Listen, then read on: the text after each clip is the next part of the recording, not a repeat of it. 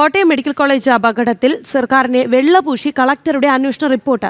രക്ഷാപ്രവർത്തനം വൈകിയിട്ടില്ല. ബലക്ഷയം ചൂണ്ടിക്കാട്ടിയ മുൻ റിപ്പോർട്ടുകളിൽ കെട്ടിടം പൊളിച്ചു മാറ്റാൻ പറഞ്ഞിട്ടില്ലെന്നും കളക്ടറുടെ റിപ്പോർട്ടിൽ പറയുന്നുണ്ട്. വിവരങ്ങളുമായി മിഥുൻ അയ്യപ്പനുണ്ട്. മിഥുൻ, ഈ മെഡിക്കൽ കോളേജ് കെട്ടിടം തകർന്നു വീണ ബിന്ദു എന്ന സ്ത്രീ മരിച്ചു. എന്നാൽ ഇപ്പോൾ അവർക്ക് യാതൊരു വീഴ്ചയും സംഭവിച്ചിട്ടില്ല. രക്ഷാപ്രവർത്തനമൊക്കെ കൃത്യമായ സമയത്ത് സംഭവിച്ചു, അത് കൃത്യമായി തന്നെ നടന്നു. പക്ഷേ ഈ മരണം എങ്ങനെ സംഭവിച്ചു എന്ന ചോദ്യത്തിന് എന്നാൽ പിന്നെ ഉത്തരം നൽകേണ്ടത് ആരാണ്? ആദ്യഘട്ടം മുതൽ തന്നെ അപകടം നടന്ന ആദ്യഘട്ടം മുതൽ തന്നെ കോട്ടയം ജില്ലാ കളക്ടറുടെ പ്രസ്താവനകളെല്ലാം സർക്കാരിനെ സംരക്ഷിക്കുന്ന നിലയ്ക്കാണ് ഉണ്ടായിരുന്നത്. ഈ അപകടവുമായി ബന്ധപ്പെട്ട കെട്ടിടത്തിന്റെ സുരക്ഷയുമായും എല്ലാം ബന്ധപ്പെട്ട് കൃത്യമായി ഉത്തരവാദിത്വമുള്ള വ്യക്തിയാണ് കളക്ടർ ജോൺ ബി സാമുവൽ, ജില്ലാ കളക്ടർ എന്ന് പറയുന്ന പദവി. ആദ്യഘട്ടത്തിൽ തന്നെ ഈ പ്രതിപക്ഷ കക്ഷികൾ ജില്ലാ കളക്ടർ തന്നെ ഈ വിഷയം അന്വേഷിക്കുന്നത്, ഇതിന് ഉത്തരവാദിത്വപ്പെട്ട അപകടത്തിന് ഉത്തരവാദികളായിട്ടുള്ള ഒരാൾ തന്നെ ഈ വിഷയം അന്വേഷിക്കുന്നതിലുള്ള ഒരു ചേർച്ചക്കുറവ് അത് ചൂണ്ടിക്കാണിച്ചിരുന്നു. മറ്റ് ഒരു ജുഡീഷ്യൽ അന്വേഷണം വേണമെന്നുള്ള ആവശ്യമായിരുന്നു കോൺഗ്രസും BJPയും എല്ലാം തന്നെ ഉന്നയിച്ചിരുന്നത്. ഇപ്പോൾ പക്ഷെ അതിന് തയ്യാറാവാതെ ജില്ലാ കളക്ടർ തന്നെ അന്വേഷണം നടത്താൻ മതി എന്നുള്ള തീരുമാനത്തിലായിരുന്നു സർക്കാർ എത്തിയത്. ഇപ്പോൾ ജില്ലാ കളക്ടറുടെ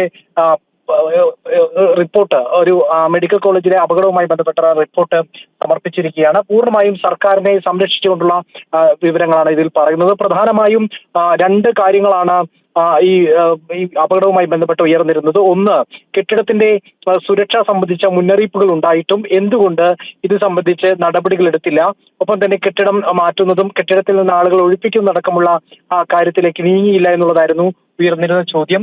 പക്ഷേ അതിനുള്ള മറുപടി പറയുന്നത്, ബലക്ഷയം ചൂണ്ടിക്കാട്ടിയ മുൻ റിപ്പോർട്ടുകളിലൊന്നും കെട്ടിടം പൊളിച്ചു മാറ്റാൻ പറഞ്ഞിട്ടില്ല എന്ന് ന്യായീകരിക്കുകയാണ് കളക്ടർ ഇതിൽ പറയുന്നത്. മറ്റൊരു ഉയർന്നിരുന്ന കാര്യം എന്ന് പറയുന്നത് രക്ഷാപ്രവർത്തനം വൈകി എന്നുള്ളതാണ്. ഏതാണ്ട് രാവിലെ 10 മണിയോടുകൂടി അപകടം നടന്നതിന് ശേഷം 12 മണിയോടുകൂടിയാണ്, ഏതാണ്ട് 2.5 മണിക്കൂറിന് ശേഷമാണ് മൃതദേഹം പുറത്തെടുക്കുന്ന ഒരു സാഹചര്യം ഉണ്ടായത്. അത് വലിയ രീതിയിൽ രക്ഷാപ്രവർത്തനം വൈകി എന്നുള്ള ആക്ഷേപം ഉയർന്നിരുന്നു. അത് ആക്ഷേപമല്ല, യാഥാർത്ഥ്യമായിരുന്നു. പക്ഷെ ആ യാഥാർത്ഥ്യത്തെ പൊതിഞ്ഞു വെക്കുകയാണ് കളക്ടറുടെ റിപ്പോർട്ടിൽ പറയുന്നത്.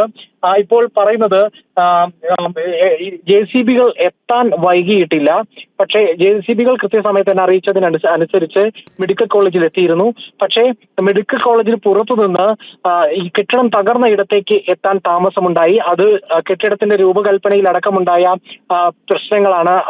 പ്രശ്നങ്ങൾ മൂലമാണ് അങ്ങോട്ട് JCBകൾ എത്താൻ, മണ്ണുമാന്തി യന്ത്രങ്ങൾ എത്താൻ വൈകിയത് എന്നുള്ള റിപ്പോർട്ടാണ് കളക്ടർ നൽകിയിരിക്കുന്നത്. അതായത് കൃത്യമായിട്ടുള്ള ആരോപണം ഉയർന്നിരുന്ന രണ്ട് പ്രധാന പോയിന്റുകളെയും ഖണ്ഡിച്ചുകൊണ്ട് അതിൽ നിന്ന് സർക്കാരിനെയും ഉത്തരവാദിത്തപ്പെട്ടവരെയും രക്ഷിച്ചുകൊണ്ടുള്ള ഒരു റിപ്പോർട്ടാണ് ഇപ്പോൾ ജില്ലാ കളക്ടർ നൽകിയിരിക്കുന്നത്.